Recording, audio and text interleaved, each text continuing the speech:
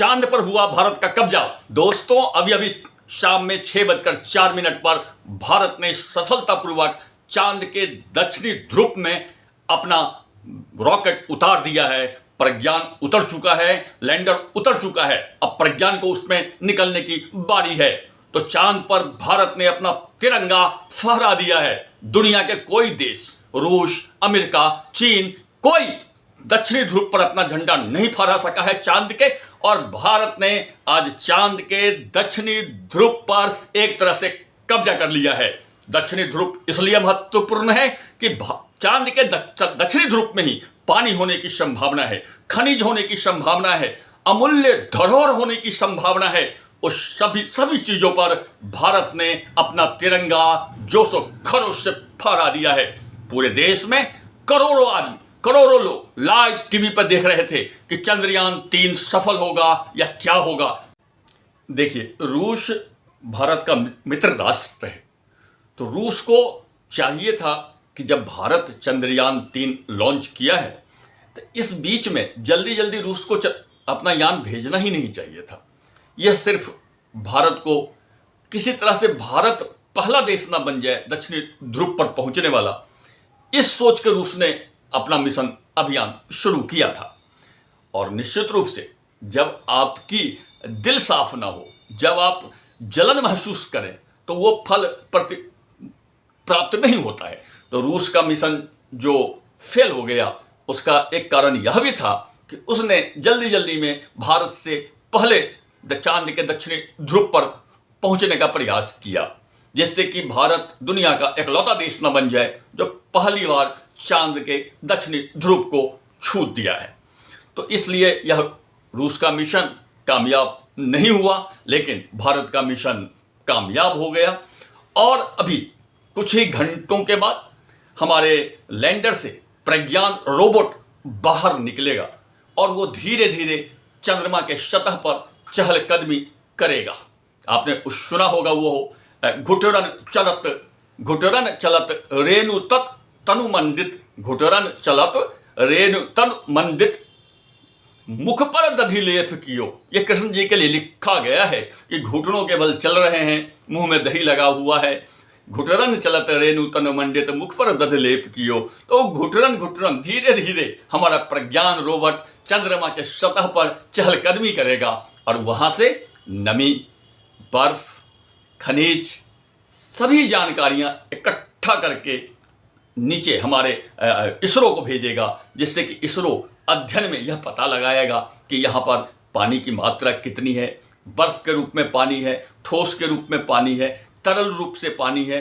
तो ये सारी जानकारियां यहाँ पर आएगी। जैसा कि आपको विदित है, चंद्रयान 1 जो पहला चंद्रयान हमने भेजा था 2008 में, जो हमने क्रैश करवा दिया था, उसने सबसे पहले दुनिया को बताया था कि चंद्रमा पर किसी न किसी रूप में पानी मौजूद है।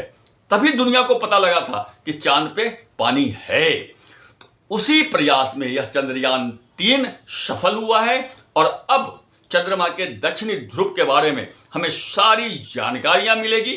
अभी अभी पहला फोटो चंद्रयान 3 के लैंडर ने खींच करके हमारे इसरो को भेज भी दिया है, जो आप विभिन्न टीवी चैनल पर देखे भी होंगे। तो वहां से फोटो आनी शुरू हो गई है। बस अब प्रज्ञान रोबोट को निकलने की बारी है, जो कुछ घंटों में वो बाहर निकलेगी, चंद्रमा की सतह पर चहलकदमी करेगी और नई नई जानकारियों का स्रोत हमारे भारत के पास होगा। भारत दुनिया में इस जानकारी को बांटेगा।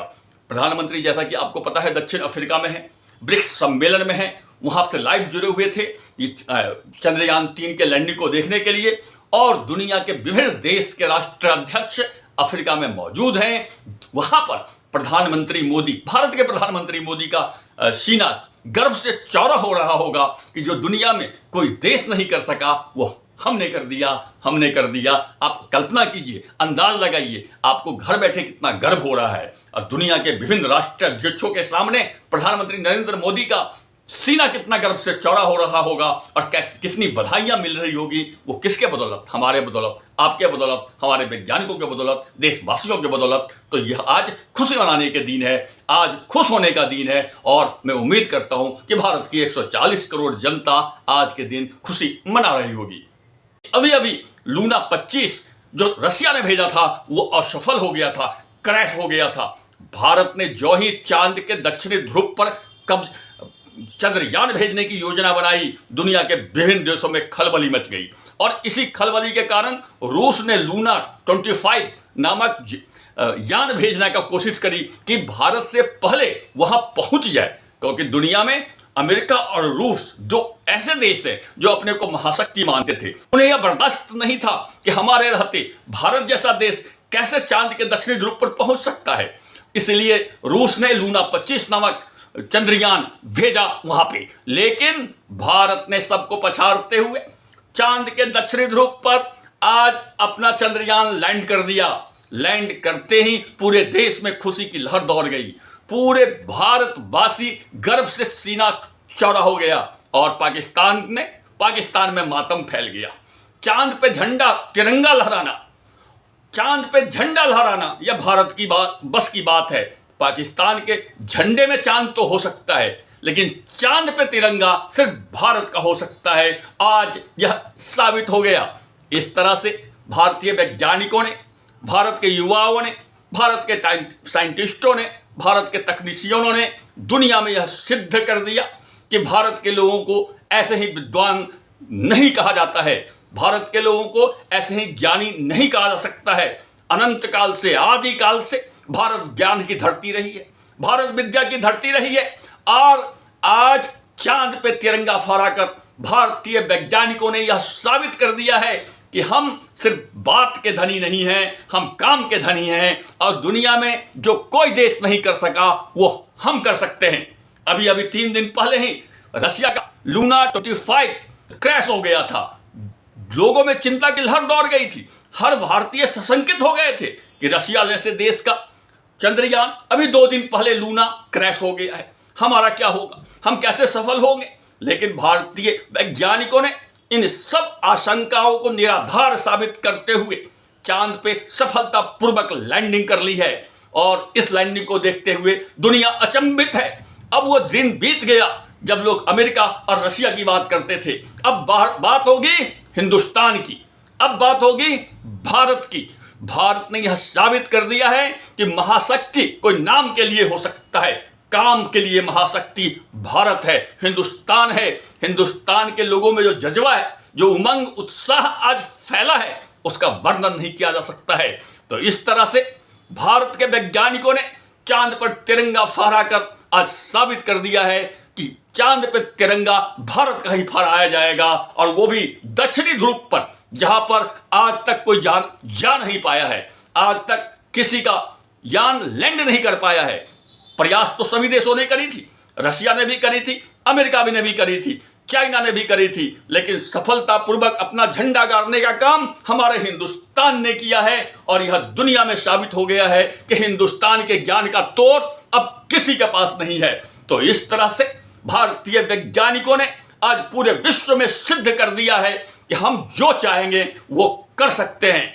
अब जो खरबों डॉलर का जो वहां पर खनिज संपदा है, पहला अधिकार हमारा उस पे है। यह सही है कि चांद के बारे में एक अंतर्राष्ट्रीय समझौता है जिस पे भारत ने दस्तखत किया है, लेकिन रूस और चाइना ने उस पर दस्तखत नहीं किया है। तो यदि चाइना ने और रूस ने उस समझौते पे दस्तखत नहीं किया है तो चाइना और रूस का उस पर कोई अधिकार नहीं बनता है। जो भारतीय गुट है, जो 5-7 लोग हम लोगों ने मिलकर के दस्तखत किया है, साइन किया है, सिर्फ उसका अधिकार पर बनता है। और उसमें भी सबसे पहला अधिकार आज हिंदुस्तान का हो गया है, क्योंकि चांद के दक्षिणी ध्रुव पर हिंदुस्तान का तिरंगा शान से फहरा गया है। जय हिंद, जय भारत।